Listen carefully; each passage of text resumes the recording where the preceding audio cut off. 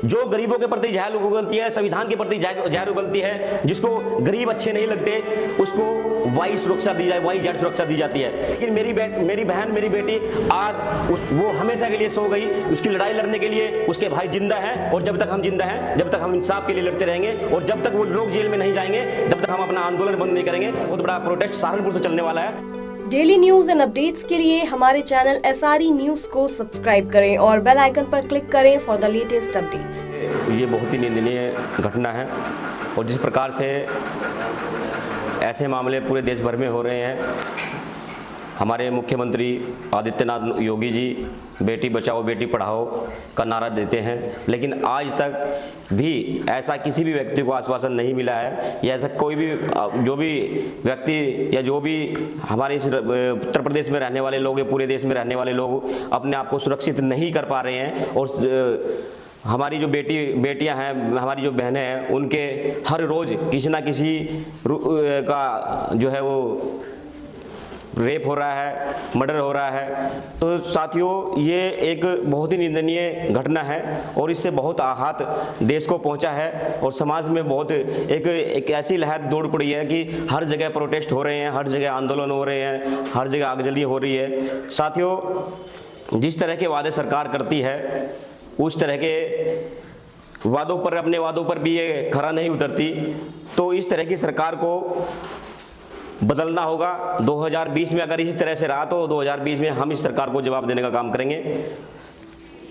साथियों, हाथरस में जिस तरह से उस बेटी के साथ में हुआ है, वो उसके पहले जीभ काट दी गई, उसकी हड्डी, रीढ़ की हड्डी तोड़ दी गई, गर्दन तोड़ दी गई।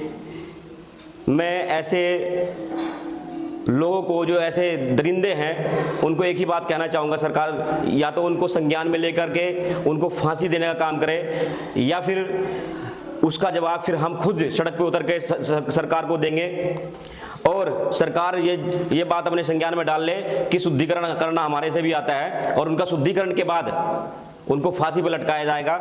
सरकार अगर इस मामले में सचेत होती है तो ठीक है, नहीं तो फिर हमें सड़क पे उतरना पड़ेगा, और जो फिर सड़क पे होगा उसका सरकार खुद जिम्मेदार होगी।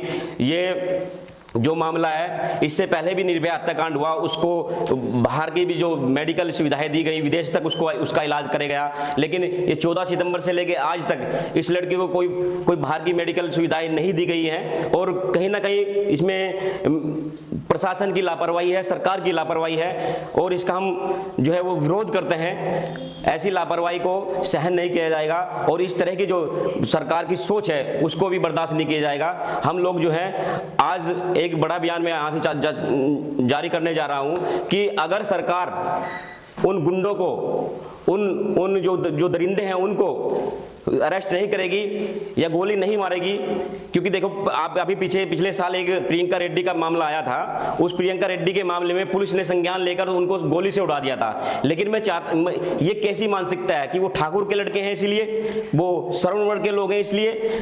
तो साथियों, ये दोहरी मानसिकता वाली सरकार अब ज़्यादा दिन चलने वाली नहीं है। हम लोग इनको ईंट का जवाब पत्थर से देना जानते हैं, और हम लोग संविधान के दायरे में चलकर काम करना जानते हैं। हम संविधान को अपना भगवान मानते हैं, हम संविधान के रूप और संविधान की जो प्रारूप का जो संविधान है उसको मानते हैं। तो शायद सरकार ये सोच रही है कि ये लोग कुछ नहीं करेंगे, तो सरकार ये संज्ञान में डाल ले, हम संविधान को भी मानते हैं, बुद्ध को भी मानते हैं, और युद्ध को भी मानते हैं। अगर वो समझती है हमारी बात को, हमारी परेशानी को, इस तरह से जो दलितों के साथ में, जो हमारी बहन बेटियों के साथ में दुर्व्यवहार हो रहा है, उनके साथ में जबरदस्ती की जाती है, उनको घर से उठा लिया जाता है, उनको जो उनके साथ में रेप किया जाता है, साथियों आज एकजुट होने की आवश्यकता है। इस समाज को आज वाल्मीकि समाज के साथ में ऐसी घटना हुई, वाल्मीकि समाज आज सड़कों पे है, और वाल्मीकि समाज ये ना समझे कि चमार जाति के लोग उनके साथ में नहीं है। चमार जाति ने पहले भी अपने छोटे भाई की तरह अपने बड़े भाई का फर्ज निभाने का काम किया है। साथियों, हम वाल्मीकि समाज के साथ में उसके कंधे से कंधा मिलाकर इस बहन को इंसाफ दिलाने का काम करेंगे। और इस सरकार को भी जवाब देंगे। साथियों, आज सभी से मेरी अपील है, इन आडंबरों को खत्म कर, क्योंकि आज आपको पता लगा है, अगर आज भी आपकी आंखें नहीं खुली तो शायद वो दिन दूर नहीं है कि ये हैवान आपके घर तक भी पहुंच सकते हैं। इसीलिए मैं आपसे अपील करता हूं कि साथियों, आप सभी जो एससी और शेड्यूल कास्ट के लोग हैं, जो दलित समाज के लोग हैं, वो एक साथ होकर, एक मंच पर होकर इस बहन के साथ में हुआ है, जो एक घटना बहन के साथ में घटी है, जो इतना बड़ा कांड मेरी इस बहन की बच्ची के साथ में घटा है, उसमें आप सब लोग साथ में होकर लड़ाई लड़े, आप सब लोग साथ में होकर इस मामले को सड़क पे उतर के जिस तरह से, क्योंकि आज मेरा दिल बहुत दुखा है। आज मैं भावनात्मक तरीके से आप लोगों को बता रहा हूं कि सुबह से मेरे अन्न का दाना मैंने नहीं खाया, सुबह से मेरे गले से कुछ नहीं उतरा है, क्योंकि वो वाल्मीकि समाज की बहन नहीं थी, वो पूरे समाज की बहन थी, वो मेरी बहन थी, वो आपकी बहन थी, वो इस पूरे भारत की बहन थी। लेकिन ये दोहरी मानसिकता वाली सरकार, ये अगर किसी दलित पे कोई अत्याचार होता है, ये दोहरी मानसिकता वाली मीडिया जो है, ये जो प्रिंट मीडिया है, अगर किसी दलित पर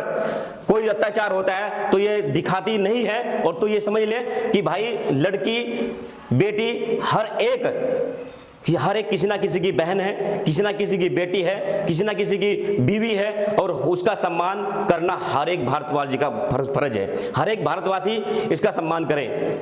तो इसके साथ में ही मैं आपको एक और चीज बताना चाहता हूं कि जो गरीबों के प्रति जहर उगलती है, जो गरीबों के प्रति जहर उगलती है, संविधान के प्रति जहर उगलती है, जिसको गरीब अच्छे नहीं लगते, उसको वाई सुरक्षा दी जाए, वाई जेड सुरक्षा दी जाती है।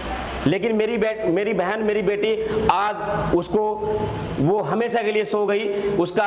उसकी लड़ाई लड़ने के लिए उसके भाई जिंदा हैं, और जब तक हम जिंदा हैं, जब तक हम इंसाफ के लिए लड़ते रहेंगे, और जब तक वो लोग जेल में नहीं जाएंगे, तब तक हम अपना आंदोलन बंद नहीं करेंगे। और आज बहुत बड़ा एक हमारी मीटिंग है वाल्मीकि समाज के साथ में। उस मीटिंग के बाद एक बहुत बड़ा प्रोटेस्ट सहारनपुर से चलने वाला है। अपनी बहन को इंसाफ दिलवा के रहेंगे। जय भीम, जय गुरु रविदास, नमो बुद्धाय।